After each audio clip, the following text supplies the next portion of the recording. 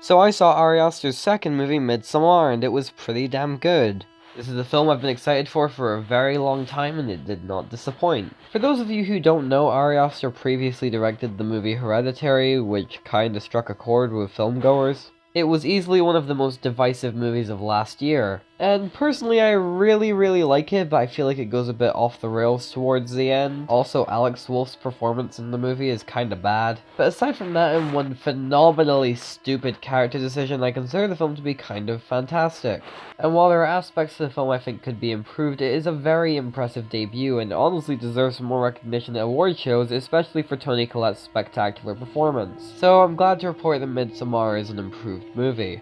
All of the acting was great, and while I don't think it's one of the best performances of the year, I do think Florence Pugh deserves some award recognition. The cinematography was pretty spectacular. The film has a great script and interesting characters. I adored the musical score, and for once this is actually a horror movie that understands how to be tense. It's never outright scary, but it's never going for outright scary. This film wants to enthrall you and creep you out and get under your skin, and it succeeds in doing that. Obviously, the biggest plus to this movie is the designs. The sets and costumes all look beautiful, and despite the relatively low budget, the film has a lot of production value to it. The color palette of the film is striking and, again, beautiful. The lighting is great, especially for what they're going for. I know that's not something that usually gets complimented, but it really stood out to me here.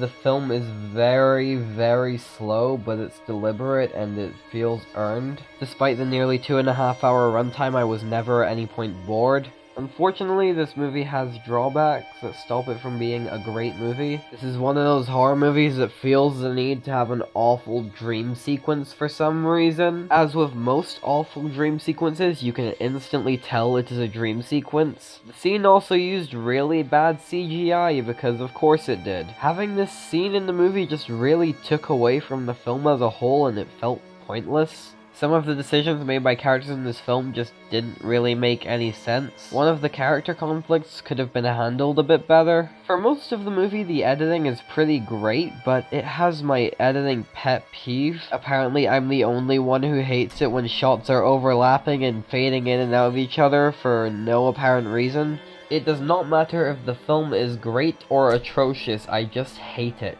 I am aware that this is just me, but I seriously cannot stand when movies do this. All that aside, my biggest issue here is the audio mixing. Early on in the movie, there's a line of dialogue that is drowned out by the score, but I just figured, oh, that was a one-time thing, it's probably intentional, there's probably a good reason behind this, or maybe it was a mistake, but it's just a one-time thing, I'm sure that won't happen again. And for most of the movie, this was not an issue, but there is a scene near the end where there is a lot of people singing, and then the score keeps overpowering the singing, and then the singing overpowers the score, and it just keeps switching around. It did not feel intentional whatsoever, and it was just kind of distracting.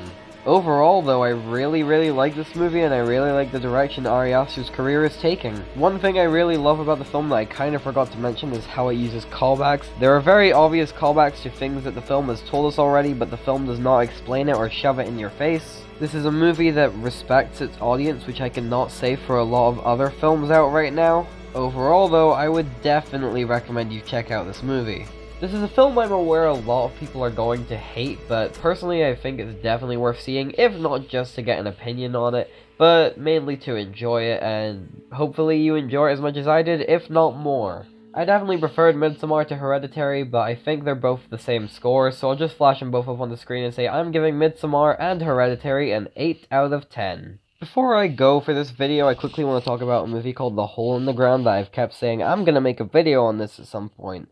I'm not gonna make a video on it, because the video idea was kinda crappy. Basically, since A24 have distribution rights to this in America, I was thinking I'm gonna see which is the better A24 horror movie of the year, The Hole in the Ground or Midsommar. However, a couple of months ago I realized that this was the worst idea I've ever had. They are two very different movies going for very different things. Also, The Hole in the Ground is not even an A24 movie, they're just distributing it in parts of the world. When I went to see it, they did not get a credit, so I'm presuming they did not distribute it in the UK, whereas Midsommar is an A24 owned property. And also, I saw The Hole in the Ground in March and Midsommar in July, and I have not seen The Hole in the Ground since, so obviously Midsommar is going to get a bit of an edge over it. So yeah, I just wanted to quickly explain that. For anyone who wants closure on this, The Hole in the Ground is also an 8 out of 10, but I prefer Midsommar to it, and not just because it's been a long time, because there are other films from March that I prefer to Midsommar, so yeah. That's the end of this video. Like, share, subscribe. I'm bad at outros, and I'll see you in whatever I do next.